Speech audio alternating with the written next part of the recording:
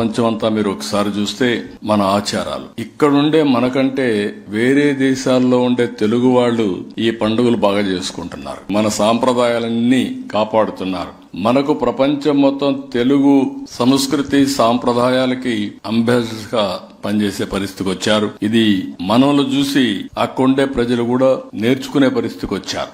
అంటే ఈ యొక్క భారతీయ సంస్కృతి, తెలుగు సాంప్రదాయాలు గాని సంస్కృతి గాని ప్రపంచం మొత్తం కూడా నేర్చుకునే పరిస్థితికి వచ్చారు. ఇప్పుడే నాగపటి శ్రమ గారు చెప్పినట్టు తెలుగు వారి సమర్థత, నాలెడ్జ్, కష్టపడే మనస్తత్వం, దీనివల్ల మనకు ఆ పేరు వచ్చింది. నేను ఒకటే మిమ్మల్ని అందరినీ కోరుకుంటున్నా, ఈ రోజు తెలుగు జాతి నెంబర్ 1 గా ఉండాలనేది నా సంకల్పం.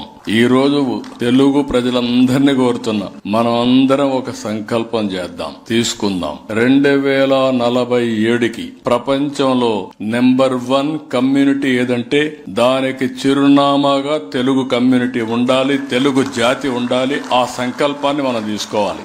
అదే సమయంలో ఆ సంకల్పాన్ని తీసుకోవడం ఎంత ముఖ్యమో ఆ దిశగా ప్రతి అడుగు వేయాల్సిన అవసరం ఉంది. అప్పుడు ఇది సాధించే శక్తి మనకుందని చెప్పి కూడా నేను మీకు తెలియజేస్తున్నా.